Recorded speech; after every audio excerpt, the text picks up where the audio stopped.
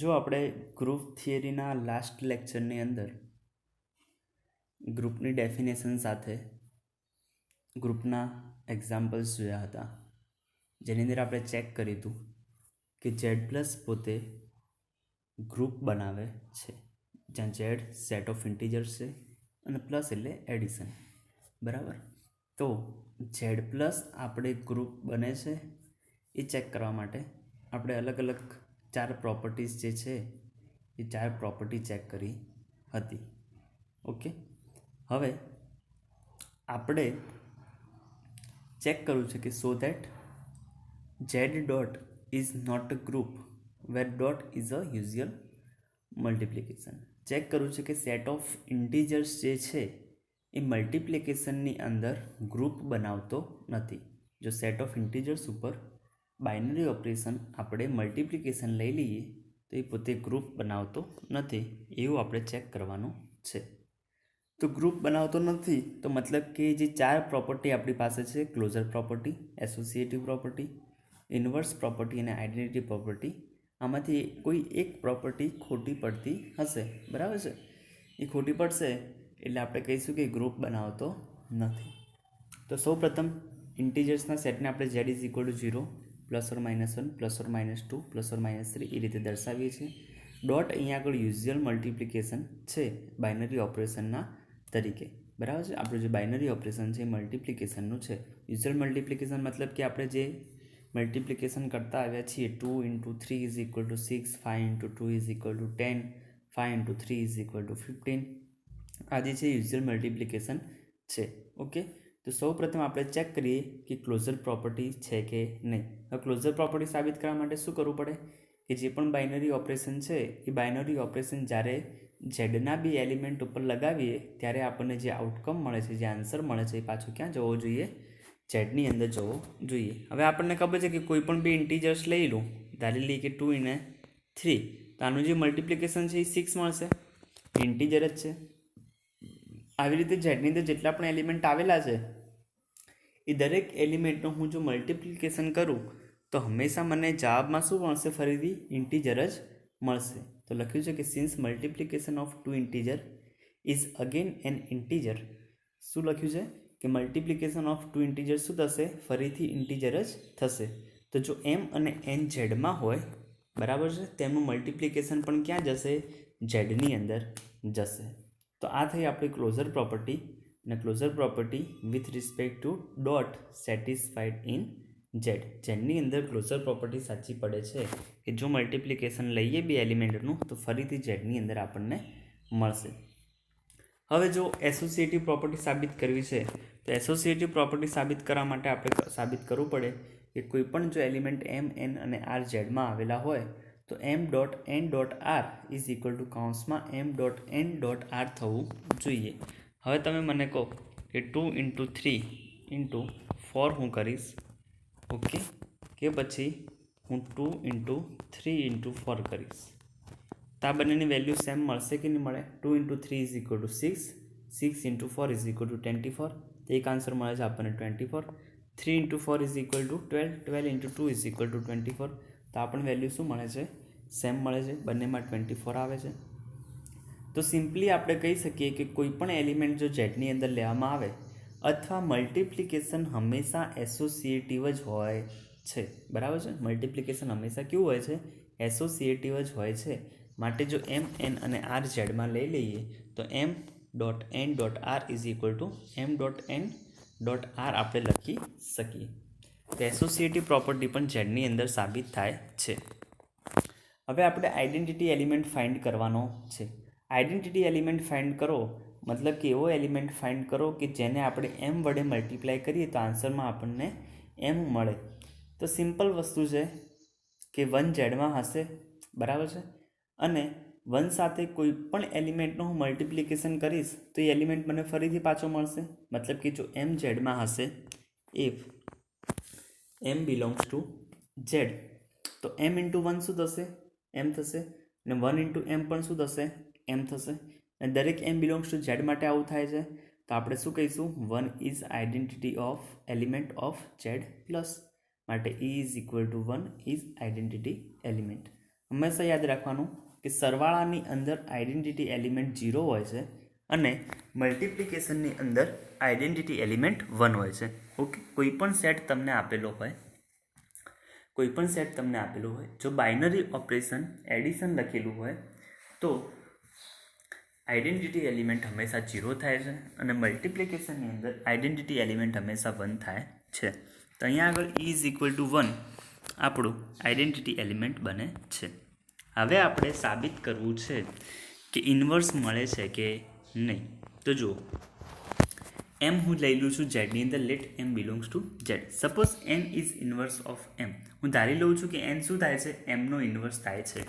તો M is into N is equal to identity થશે, કારણ કે આપણને ખબર છે કે A into B is equal to identity is equal to B into A થતું હોય, આ વસ્તુ થતું હોય તો એને બીનો ઇન્વર્સ કહેતા હતા આપણે, બરાબર છે. એને શું કહેતા હતા, બીનો ઇન્વર્સ કહેતા હતા. તો અહીંયા આગળ એમ ઇન્ટુ એન, જો આપણે એનને એમનો ઇન્વર્સ કહી દઈએ તો M into N is equal to identity મળશે. આગળ આપણે જોઈ ગયા કે આઈડેન્ટિટી એલિમેન્ટ કયો છે મલ્ટિપ્લિકેશનનો 1, તો એની જગ્યાએ આપણે 1 મૂકી દીધા, તો M into N is equal to 1 થશે. આપણે એનની કિંમત ફાઇન્ડ કરવાની છે, તો એનને હું કરતા બનાવું છું, તો એન ઇઝ ઇક્વલ ટુ મને મળે છે 1/m. હવે જુઓ, સપોઝ કે 2 બિલોંગ્સ ટુ ઝેડ છે. ઓકે, 2 બિલોંગ્સ ટુ ઝેડ છે. હવે જો m ઇઝ ઇક્વલ ટુ 2 લખી દો તો n ઇઝ ઇક્વલ ટુ શું થશે, 1/2, બરાબર. n ઇઝ ઇક્વલ ટુ શું થશે, 1/2. હવે 1/2 તો કેવા થઈ ગયા, નોન ઇન્ટિજર એલિમેન્ટ, આ પૂર્ણાંક સંખ્યા નથી. ઓકે, અને ઝેડમાં કેવા આવે, બધા પૂર્ણાંક સંખ્યાઓ આવે. તો n is equal to 2 does not belongs to Z, આ ઝેડની અંદર નથી. તો આપણે શું લખીશું કે n is equal two 1/m છે, પણ 1/m તો ઝેડની અંદર હોય નહીં, બરાબર છે. 1/m ઝેડમાં જશે નહીં, મતલબ કે n ઝેડમાં જશે નહીં. હવે n એમનો ઇન્વર્સ તો છે પણ ઝેડની અંદર નથી. જે પણ ઇન્વર્સ આપણે ફાઇન્ડ કરીએ છીએ એ ફરીથી સેટમાં જવો જરૂરી છે. જો સેટમાં ન જતો હોય તો આપણે ઇન્વર્સ કહી શકીએ નહીં. તો inverse of m does not exist in Z. Inverse of m does not exist in Z. તો ઝેડની અંદર એમનો ઇન્વર્સ આપણને મળતો નથી. તો આપણે કહીશું કે inverse property does not satisfies in Z. ઝેડની અંદર ઇન્વર્સ પ્રોપર્ટી સેટિસ્ફાઈઝ થતી નથી. ઓકે, તો જે ચોથી કન્ડિશન છે એ ખોટી પડે છે અહીંયા આગળ. આ ચોથી કન્ડિશન ખોટી પડવાના લીધે આપણે કહીશું કે ઝેડ વિથ બાઇનરી ઓપરેશન ડોટને આપણે કહ્યું હતું મલ્ટિપ્લિકેશન, મતલબ કે Z with binary operation multiplication is not a group. આ ગ્રુપ બનશે નહીં. ઓકે, તો ઝેડ એડિશનની અંદર ગ્રુપ બનાવતો હતો પણ ઝેડ મલ્ટિપ્લિકેશનમાં ગ્રુપ બનાવતો નથી. ઓકે, નેક્સ્ટ ચલો ફરીથી એક એક્ઝામ્પલ જોઈ જઈએ. આ એક્ઝામ્પલમાં કંઈક આપણને આવું આપેલું છે કે prove that G is equal two A belongs to M2R. M2R નો મતલબ થાય છે કે set of all 2x2 matrices. Okay, 2x2 matrices તમને ખબર છે કે આ રીતનો હશે. અહીંયા આગળ એક એલિમેન્ટ હશે, બીજો એલિમેન્ટ, ત્રીજો અને ચોથો એલિમેન્ટ, 4 એલિમેન્ટ આની અંદર આપેલા હશે. અને અહીંયા આગળ કાઉન્સમાં લખ્યું છે M2R, બરાબર છે. તો M2R નો મતલબ થાય છે કે આ જે 4 એલિમેન્ટ આપણે લખીએ છીએ એ 4 એલિમેન્ટ હશે આરમાંથી, મતલબ કે રિયલ નંબર હશે. તો સાબિત કરો કે prove that G is equal two set of all 2x2 matrices અથવા A બિલોંગ્સ ટુ M2R સચ that determinant of A is equal to 1 is a group under binary operation matrix multiplication. આ વસ્તુ આપણે સાબિત કરવાનું છે. જીની અંદર 2x2 મેટ્રિસીસ આપેલા છે અને ડિટર્મિનન્ટ ઓફ A કેટલો થાય છે, 1 થાય છે. તો આ વસ્તુને આપણે ગ્રુપ સાબિત કરવાનું છે. બાઇનરી ઓપરેશન આપણે મેટ્રિક મલ્ટિપ્લિકેશન છે. તમને ખબર છે કે બે મેટ્રિકનું મલ્ટિપ્લિકેશન કઈ રીતે થાય છે, એકની રો અને બીજાને કોલમ, એ બંનેના એલિમેન્ટ આપણે મલ્ટિપ્લિકેશન કરીને એડ કરવાના છીએ. એ રીતે મેટ્રિક્સ મલ્ટિપ્લિકેશન આપણે કરતા હોઈએ છીએ.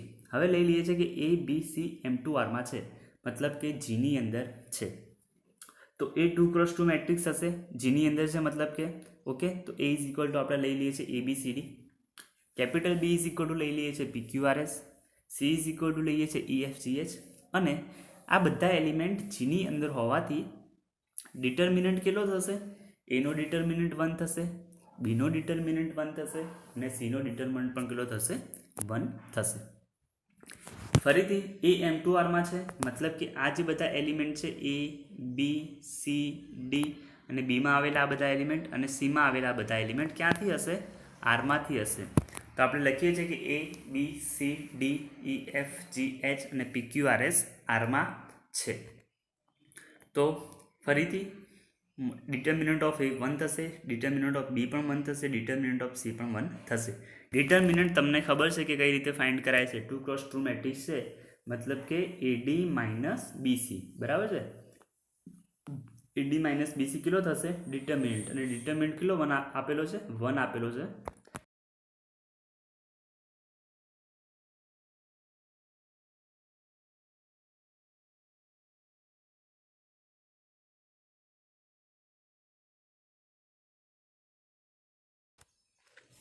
સોરી સ્ટુડન્ટ્સ, તો ડિટર્મિનન્ટ બધાનો 1 આપેલો છે. ડિટર્મિનન્ટ ઓફ એ શું થશે? એડી માઇનસ બીસી, બરાબર છે. એડી માઇનસ બીસી અને એની વેલ્યુ 1 આપવાથી આપણે અહીંયા આગળ લખીશું ઇઝ ઇક્વલ ટુ 1. એ જ રીતે પીએસ માઇનસ ક્યુઆર પણ શું થશે? 1 થશે. ઈએચ માઇનસ જીએફ પણ કેટલા થશે? 1 થશે. હવે નેક્સ્ટ આપણે આને ગ્રુપ સાબિત કરવું છે તો ક્લોઝર પ્રોપર્ટી સાબિત કરવી પડશે. તો ક્લોઝર પ્રોપર્ટી માટે આપણે બતાવવું પડશે કે જો એ અને બી જીની અંદર હોય તેનું જે આપણે મેટ્રિક મલ્ટિપ્લિકેશન લઈએ છીએ તો મેટ્રિક્સ મલ્ટિપ્લિકેશન પણ આપણને ક્યાં મળે છે? જીની અંદર ફરીથી મળે છે. તો એ ઇન્ટુ બી, એની કિંમત છે એ બી સી ડી, બીની કિંમત છે પી ક્યુ આર એસ. ઓકે, તો એ બી ઇઝ ઇક્વલ ટુ થશે એ ઇન્ટુ પી પ્લસ બી ઇન્ટુ આર. ઓકે, તમને ખબર હોવી જોઈએ કે મેટ્રિક મલ્ટિપ્લિકેશન કઈ રીતે થાય છે. તો આ જે ફર્સ્ટ રો છે એના એલિમેન્ટ ફર્સ્ટ કોલમ સાથે મલ્ટીપ્લાય કરીને એડ કરવાના છે. તો એપી પ્લસ બી આર. એ જ રીતે ફરીથી નેક્સ્ટમાં શું આવશે? A Q plus B S, C P plus D R અને સીક્યુ પ્લસ ડીએસ. આ આપણને એ બી મળે છે.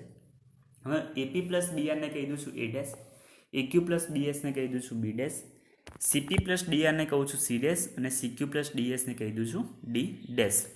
હવે જુઓ કે એપી અને બીઆર એ બંને ક્યાં હતા? આરમાં હોવાથી અને એમનો ગુણાકાર અને સરવાળો કરવાથી આપણને જે ફરીથી એલિમેન્ટ એ ડેશ મળે છે એ પણ ક્યાં જશે?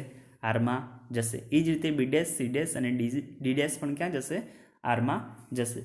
માટે એ ઇન્ટુ બી બરાબર આપણને મળે છે A dash, B dash, C dash અને ડી ડેશ. આ 2x2 મેટ્રિક્સ છે જેની અંદર એલિમેન્ટ બધા આરના છે, કેપિટલ આરના. તો આપણે કહી શકીએ કે એ અને બી ક્યાં જાય છે? M2R જાય છે. આપણે સાબિત કરવું છે ક્લોઝર પ્રોપર્ટીની અંદર કે એ બી ક્યાં જવા જોઈએ? જીની અંદર જવા જોઈએ. હવે જીના અંદર જવા માટેની પહેલી કન્ડિશન હતી કે એ બી શું હોવા જોઈએ? M2R એલિમેન્ટ હોવો જોઈએ.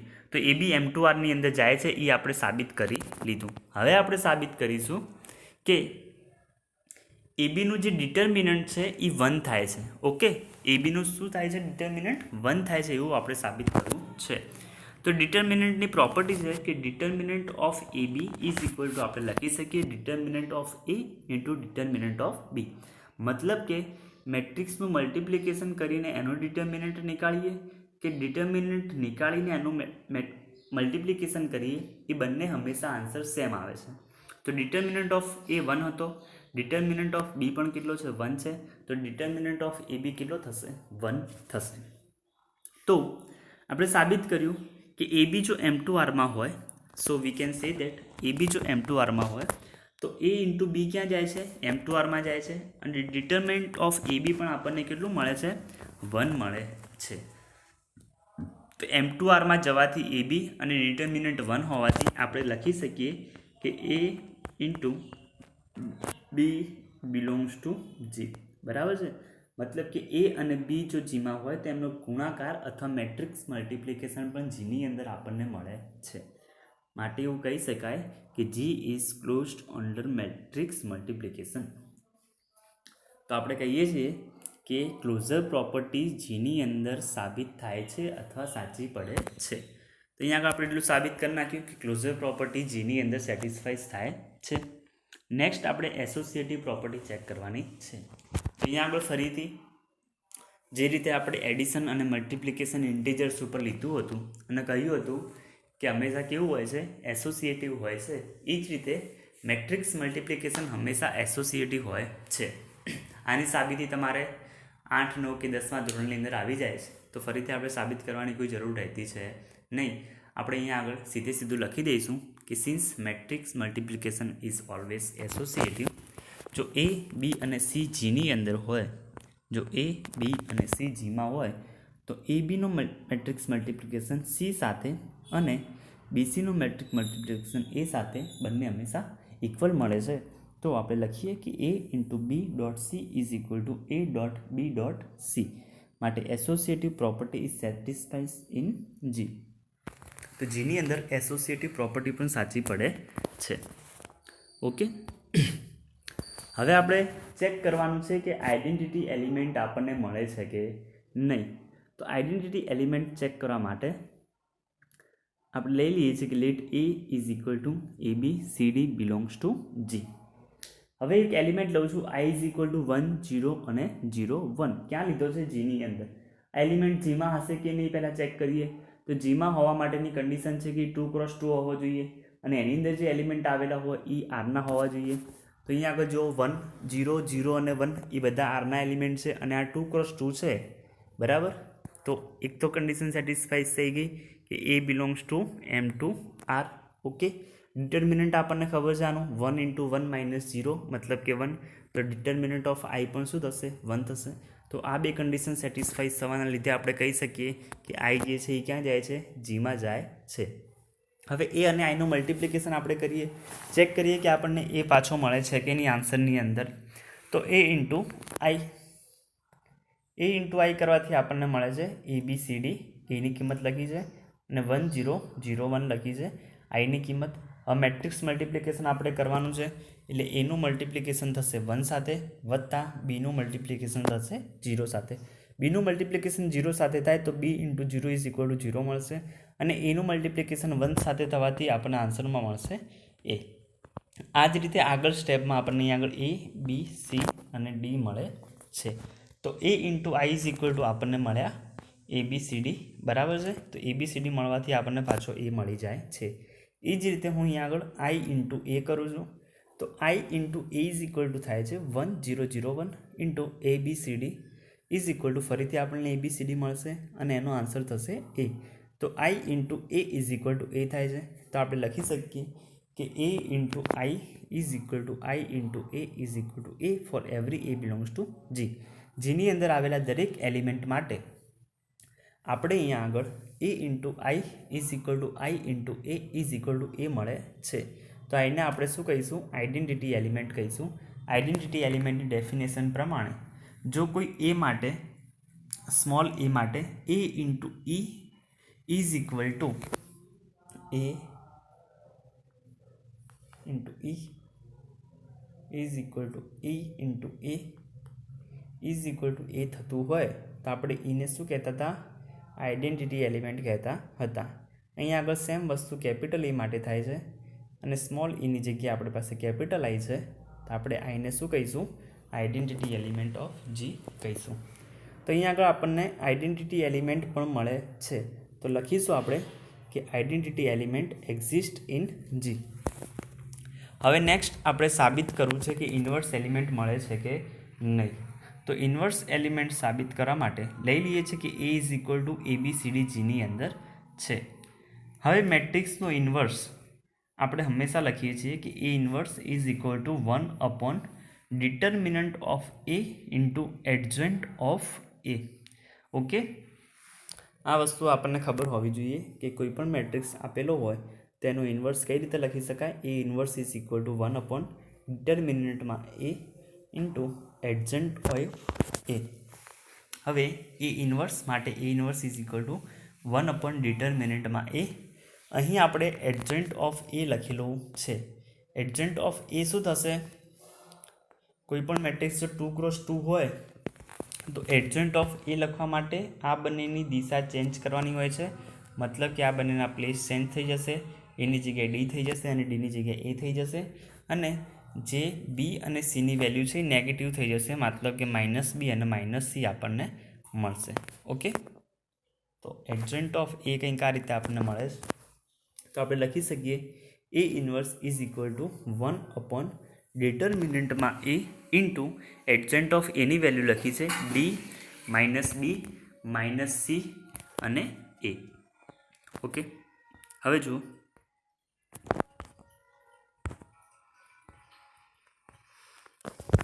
ડિટર્મિનન્ટ ઓફ એની કિંમત કેટલી હતી? એ હતી, માટે અહીંયા આગળ આપણે 1 લખીશું. A inverse is equal two 1/1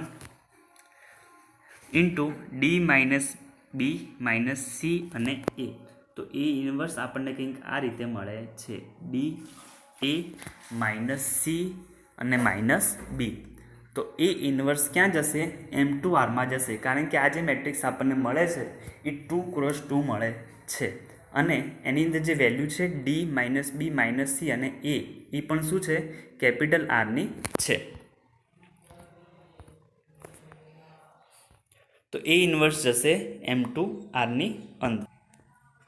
હવે જુઓ, આપણે એ તો નક્કી કરી લીધું કે A ઇન્વર્સ M2R માં જાય છે, પણ આપણે ચેક કરવું પડશે કે Gમાં જાય છે કે નહીં. તો Gમાં જાય એ માટે આપણે આનું ડિટર્મિનન્ટ નીકાળવું પડશે.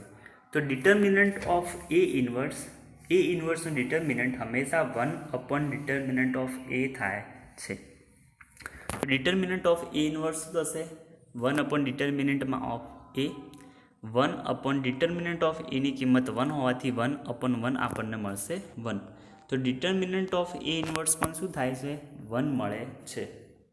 હવે A ઇન્વર્સ M2R માં આપણે સાબિત કરી નાખ્યું કે જાય છે અને ડિટર્મિનન્ટ કેટલો મળ્યો? A ઇન્વર્સનો 1 મળ્યો. તો Gમાં જઈ શકે એ બંને કન્ડિશન A ઇન્વર્સ પાસે છે, માટે A ઇન્વર્સ ક્યાં જશે? Gની અંદર જશે. તો આપણને ખબર પડી ગઈ કે આ જે A ઇન્વર્સ અહીંયા આગળ ઉપર લખેલો છે ફર્સ્ટ સ્ટેપની અંદર, એ Gની અંદર જાય છે. હવે આપણે ચેક કરીએ કે આ એનું A ઇન્વર્સ સાથે જ્યારે મેટ્રિક્સ મલ્ટિપ્લિકેશન કરીએ છીએ ત્યારે આપણને આઈડેન્ટિટી એલિમેન્ટ મળે છે કે નહીં. તો જુઓ, A into A inverse is equal to ABCD. Okay, તો આપણે ચેક કરીએ છીએ કે A ઇન્વર્સ ઇન્ટુ AI બરાબર મળે છે કે નહીં. તો એ હતા આપણી પાસે ABCD અને A ઇન્વર્સ બરાબર આપણી પાસે મળે છે D, ઓકે, -b -c અને A. તો આ A ઇન્વર્સ સાથે આપણે જ્યારે એનું મલ્ટિપ્લિકેશન કરીશું તો કંઈક આ રીતની વેલ્યુ આપણને મળે છે, AD - BC -AB + AB બરાબર છે. -AB + AB આપણને શું આપશે? 0 આપશે. CD - DC પણ આપણને શું આપશે? 0. હવે આ જે AD - BC છે એ વેલ્યુ કોની છે? તો જુઓ, આ AD - BC આ શું બનતું હતું? એનો ડિટર્મિનન્ટ છે અને એનો ડિટર્મિનન્ટ કેટલો હતો? 1 હતો. એ જ રીતે -CB + DA ની વેલ્યુ પણ શું થાય છે? 1 થાય છે. તો A into A inverse is equal two આપણને મળે છે 1 ઇન્ટુ 0 અને 0 અને 1. A into A inverse is equal to 1 0 0 અને 1, જે કોણ હતા? આપણા આઈડેન્ટિટી એલિમેન્ટ હતા. તો માટે આપણે લખી શકીએ કે A into A inverse is equal to identity મળે છે. આ જ રીતે જો આપણે A into A inverse, sorry અહીંયા આગળ મિસ્ટેક છે, અહીંયા લાની જગ્યાએ લખી દેજો A ઇન્વર્સ ઇન્ટુ A, બરાબર. તો A into A inverse is equal to identity is equal two A inverse into A. તો જુઓ, A ઇન્વર્સને એની સાથે મલ્ટીપ્લાય કરવાથી લેફ્ટ સાઈડથી મલ્ટીપ્લાય કરો કે રાઈટ સાઈડથી મલ્ટીપ્લાય કરો, આન્સરમાં હંમેશા આપણને આઈડેન્ટિટી મળે છે. તો આપણે કહી શકીએ કે A ઇન્વર્સ એકચ્યુઅલીમાં એનો ઇન્વર્સ છે અને Gની અંદર મળે છે. તો A inverse is inverse of A, માટે inverse of each element exist, દરેક એલિમેન્ટનો ઇન્વર્સ આપણને મળે છે. હવે આપણે 4 કન્ડિશન સેટિસ્ફાઈસ કરી ચૂક્યા છીએ. Closure property, associative property, identity element પણ મળે છે અને ઇન્વર્સ પણ દરેક એલિમેન્ટનો મળે છે. તો આપણે કહી શકીશું કે all 4 properties are satisfied by G, માટે G પોતે શું બનશે? ગ્રુપ બનશે. તો આવી રીતે તમને જો અલગ અલગ કોઈ પણ એક્ઝામ્પલ્સ પૂછેલા હોય કે આ ગ્રુપ થાય છે કે નહીં તે ચેક કરવું હોય તો આપણે ચેક કરીશું કે એની અંદર પેલી 4 પ્રોપર્ટી ગ્રુપની સેટિસ્ફાઈસ થાય છે કે નહીં. જો એ 4 પ્રોપર્ટી સેટિસ્ફાઈસ થઈ જતી હોય તો જેને આપણે ગ્રુપ કહીશું. જો કોઈ એક પ્રોપર્ટી પણ કેન્સલ થતી હોય, સેટિસ્ફાઈસ ન થતી હોય તો આને આપણે ગ્રુપ કહીશું નહીં. ઓકે, એના પછી નેક્સ્ટ ડેફિનેશન છે અબિલિયન ગ્રુપની. તો કોઈ પણ ગ્રુપને અબિલિયન ગ્રુપ ક્યારે કહેવાય અથવા એની ડેફિનેશન શું છે? તો a group G star is called abelian group if A star B is equal to B star A for every AB belongs to G. જો કોઈ પણ ગ્રુપની અંદર એના દરેક એલિમેન્ટ એકબીજા સાથે કમ્યુટ કરતા હોય, કમ્યુટ કરતા મતલબ શું છે કે એને પહેલાં લખીએ કે બીને પહેલાં લખીએ એનાથી આન્સર ઉપર કંઈ ફરક પડશે નહીં. A star B is equal to B star A. Okay, A star B is equal to B star A. આને કહેવાય છે અબિલિયન ગ્રુપ અથવા કોમ્યુટેટિવ ગ્રુપ. ઓકે, આને લખી શકાય કોમ્યુટેટિવ